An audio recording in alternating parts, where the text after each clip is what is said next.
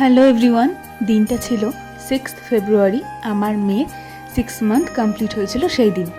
তো দেখতে দেখতে কিন্তু দিনগুলো কীভাবে কেটে যাচ্ছে সত্যিই বুঝতে পারছি না। আর এখন প্রত্যেকটা দিন কিন্তু আমার কাছে ভীষণ ভীষণ দামি।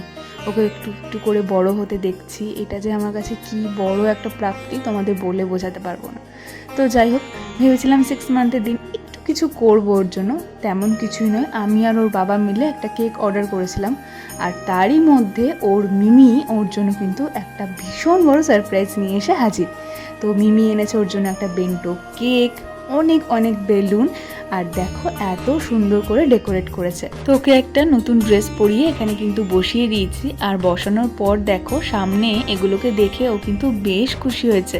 কিভাবে যে চোখে নিমেষে 6টা মাস কেটে গেল সত্যি একদম বুঝতে পারিনি, বিশ্বাস করো।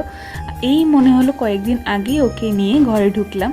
6 অগস্ট 2024-এর কথা, আর এরই মধ্যে দেখো ওর কিন্তু 6 মাস পূর্ণ হয়ে গেল। আর বাকি 6টা মাস কাটলেই ব্যাস একটা বছর পূর্ণ হয়ে যাবে। ওর সাথে কাটানো প্রত্যেকটা দিন, প্রতিটা ক্ষণ কিন্তু আমার কাছে ভীষণ ভীষণ স্পেশাল।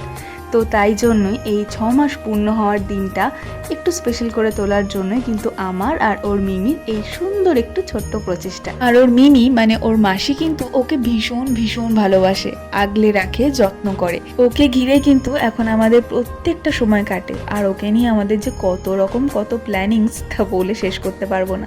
তোমরা আশীর্বাদ করো আমার মেয়ে যেন ভালো থাকে, সুস্থ থাকে, আর সব থেকে বড় বিষয় যেটা, সেটা হলো মানুষের মতন মানুষ যেন হয়ে